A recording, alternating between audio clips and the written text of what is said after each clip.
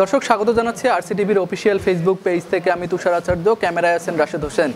এই মুহূর্তে আছি রংপুর মহানগরীর রহমানিয়া ডিজিটাল ডায়াগনস্টিক সেন্টারে। এখানে কিন্তু রোগীর এবং রোগীর স্বজনদের একটি হয়রানি করার জন্য এবং তাদেরকে কিন্তু ভুল চিকিৎসা দেওয়ার একটি অভিযোগ আছে। সেই অভিযোগের পরেই কিন্তু যৌথ বাহিনীর অভিযান চলছে এখন এই হাসপাতালে। যদি একটু ক্যামেরার চোখে আপনাদের দেখানোর চেষ্টা করি যে এই মুহূর্তে কিন্তু সিভিল সার্জন অফিস, জেলা প্রশাসনের অফিস এবং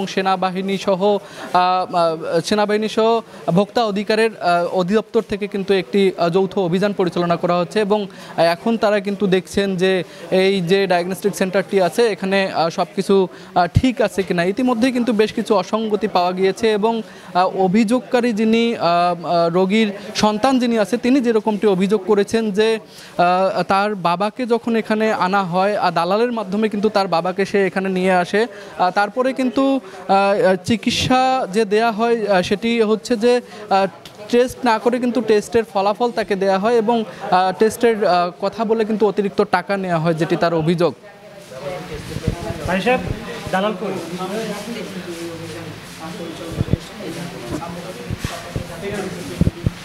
এই মুহূর্তে আপনারা দেখছেন যে জেলা প্রশাসনের যিনি নির্বাহী ম্যাজিস্ট্রেট আছেন, স্বাস্থ্য অধিদপ্তর থেকে যারা এসেছেন এবং ভোক্তা অধিদপ্তর থেকে যারা এসেছেন তারা কিন্তু এই মুহূর্তে এই ডায়াগনস্টিক সেন্টারটিতে কিন্তু যৌথ অভিযান পরিচালনা করছেন এবং বিভিন্ন যেই এখানে এক্সরে রুম থেকে শুরু করে যা কিছু আছে তারা কিন্তু সেটি পর্যবেক্ষণ করে দেখছেন এবং এখানে কিন্তু দালাল চক্রের একজনকে কিন্তু আটক করা হয়েছে। এই মুহূর্তে আপনাদের ক্যামেরার চোখে দেখানোর চেষ্টা করছি যে দালাল চক্রের একজনকে কিন্তু এখানে এই মুহূর্তে আটক করা হয়েছে এবং তার সাথে আমরা কথা বলেছি। তিনি কিন্তু জানিয়েছেন যে তাদের কিন্তু এই চক্রে কিন্তু আরও অনেকেই রয়েছে। মূলত রুবেল নামের একজন কিন্তু এই রোগীর যিনি বাবা আছে তাকে কিন্তু মিসগাইড করে এখানে ভর্তি করান। আপনি যে অপরাধ করেছেন আপনি বুঝতে পারছেন?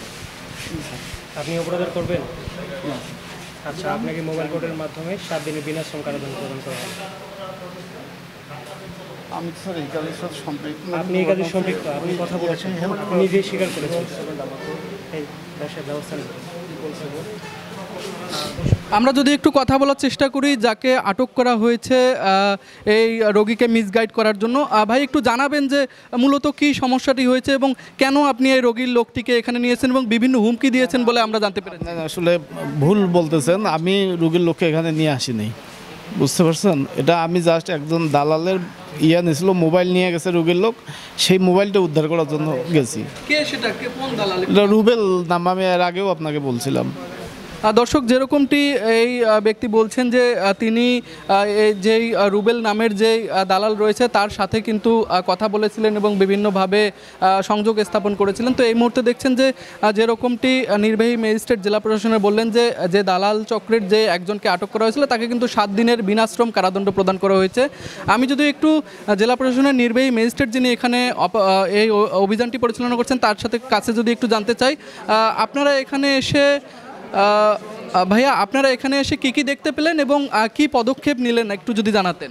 আপনারা জানেন যে ডায়াগনস্টিক সেন্টার এবং বেসরকারি ক্লিনিক তারা নিয়মের ব্যত্যয় ঘটছে কিনা এই বিষয়ে জেলা প্রশাসন সবসময় সচেষ্ট।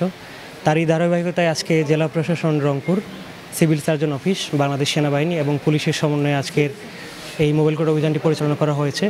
মোবাইল কোর্টের অভিযান পরিচালনাকালে দেখা যায় এখানের একজন দালাল চক্রের সদস্যের সহযোগিতায় এই ডায়াগনস্টিক সেন্টারটি ভুলভাবে সেবা দিয়েছে, যা রোগীর জন্য অত্যন্ত ক্ষতিকর। এই জন্য তাদেরকে মোবাইল কোর্টের মাধ্যমে 30,000 টাকা জরিমানা এবং অনাদায়ে 7 দিনের বিনাশ্রম কারাদণ্ড এবং দালাল চক্রের সদস্যকে 7 দিনের বিনাশ্রম কারাদণ্ড প্রদান করা হয়েছে। দর্শক যেরকমটি বললেন জেলা প্রশাসনের যিনি নির্বাহী ম্যাজিস্ট্রেট যিনি এই অভিযানটি পরিচালনা করছেন তিনি কিন্তু জানালেন যে এই যে রোগীকে ভুল চিকিৎসা দেওয়ার কারণে কিন্তু এই রহমানিয়া ডিজিটাল ডায়াগনস্টিক সেন্টারকে কিন্তু 30,000 টাকা জরিমানা করা হয়েছে, অনাদায়ে 7 দিনের কারাবাস, বিনাশ্রম কারাবাস এবং দালাল চক্রের যে সদস্যকে আটক করা হয়েছে তাকেও কিন্তু 7 দিনের বিনাশ্রম কারাদণ্ড দেওয়া হয়েছে। তো রংপুর মহানগরীর যেই ডায়াগনস্টিক এই সেন্টারটি আছে এখানে যেই যৌথ অভিযানটি পরিচালনা করা হচ্ছে সেখান থেকে এই ছিল আমার কাছে সর্বশেষ তথ্য।